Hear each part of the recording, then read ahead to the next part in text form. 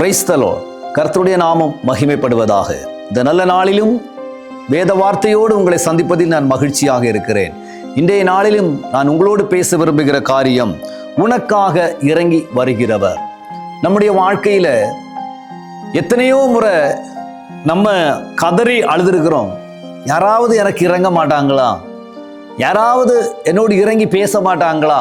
என் வேதனை யாருக்கும் புரியாதா அப்படின்னு நிறைய முறை நாம் கதறி கதறி அழுதுருக்கிறோம், கதறி நாம் சத்தமிட்டு இருக்கிறோம். ஆனா யாருமே நமக்கு இறங்கி இருக்க மாட்டாங்க. அல்லாஹ் இறங்கி வருகிறவர்களும் நமக்கு பூரண ஜெயத்திற்கு போகும்படி, ஒரு பலனடையும்படி யாருமே நமக்காக உதவுகிறதில்லை. ஆனா வேதத்தில் தெளிவாக சொல்லப்பட்ட ஒரு காரியத்தை நான் உங்களுக்கு அறிமுகப்படுத்துகிறேன். ஆதியாகம புஸ்தகம் 21வது அதிகாரம் 17வது வசனம். தேவன் பிள்ளையின் சத்தத்தை கேட்டார். தேவ தூதன் வானத்திலிருந்து ஆகாரை கூப்பிட்டு, ஆகாரே, உனக்கு என்ன சம்பவித்தது? பயப்படாதே. பிள்ளை இருக்கும் இடத்திலே தேவன் அவன் சத்தத்தை கேட்டார். ஆம் தேவனுடைய பிள்ளைகளே, இங்கே நாம் வாசிக்கப்பட்ட இடத்தில் ஆகார் என்னும் ஒரு ஸ்திரீயை குறித்து இங்கே காணப்படுகிறது. அந்த இடத்தில் தன்னுடைய பிள்ளை வனாந்தரத்தில் பிள்ளையுமாய் அவள் ஒன்றுமில்லாமல் தவித்துக் கொண்டிருக்கிறாள். ஆபிரகாம் கொடுத்துவிட்ட தண்ணீரும் அப்பவும் தீர்ந்து போயிற்று. பிள்ளையினுடைய அந்த மரணத்தின் சத்தத்தை பார்க்க முடியாமல் அவள் தூரத்திலே போயிருந்து அவள் கதறிக்கொண்டிருக்கிறார். அந்த இடத்தில் தேவன் அவளை பார்த்து கூப்பிட்டு, ஆகாரே, உனக்கு என்ன? நீ உன்னுடைய பிள்ளையின் சத்தத்தை ஆண்டவர் கேட்டிருக்கிறார் என்று ஆகாரை பார்த்து தேவன் சொல்கிறார். இன்னைக்கு நம்ம கதறுகிற பொழுது, நம்ம வேதனையில துடிக்கிற பொழுது, உங்களையும் என்னையெல்லாம் பார்த்து அநேகர் சந்தோஷப்படுறாங்க.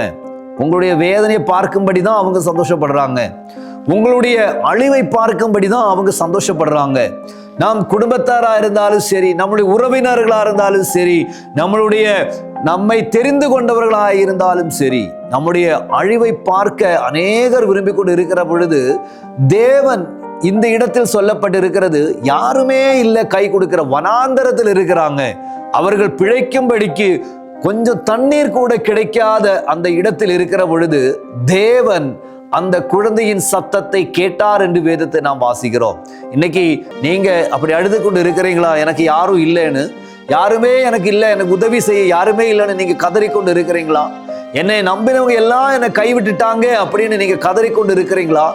மனுஷன் யாரும் உங்களை கை கொடுக்காமல் இருந்தாலும் உங்களுடைய சத்தத்தை கேட்கிறவர், உங்களுடைய கூக்குரலை கேட்கிற ஒருவர் இருக்கிறார் என்பதை இந்த வேதத்தின் மூலமாக நான் உங்களை தெளிவாக நான் சொல்ல விரும்புகிறேன். இன்னைக்கு ஆண்டவர் உங்களோடு பேசிக்கொண்டிருக்கிறார். உன் வேதனையை நினைத்து நீ கவலைப்படாத, உன்னுடைய பாரங்களை நினைத்து நீ கவலைப்படாத, உன் கண்ணீரை பார்க்கிற ஒரு கர்த்தர் உண்டு என்று இன்னைக்கு நான் உங்களோடு பேச விரும்புகிறேன்.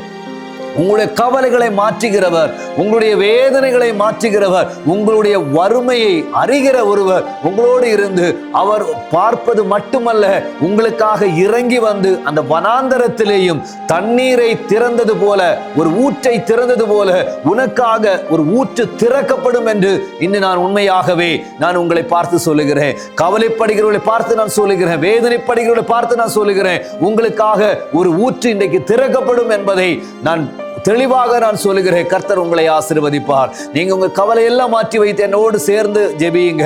ஆண்டவர் உங்களை இன்னைக்கு பயன்படுத்த விரும்புகிறார். எங்க நல்ல ஆண்டவரே, இந்த பிள்ளைகளுக்காக நான் ஜெபிக்கிறேன். ஏசப்பா, ஆண்டவரே, இவர்கள் வேதனையில் கதறிக்கொண்டு இருக்கிற கதறுதலை என் கர்த்தர் கேட்டு இருக்கிறபடியினாலே நன்றி அப்பா.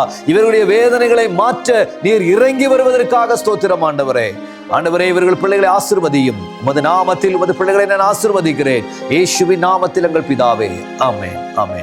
God bless you. கர்த்தர் உங்களை ஆசீர்வதிப்பாராக. ஆமென்.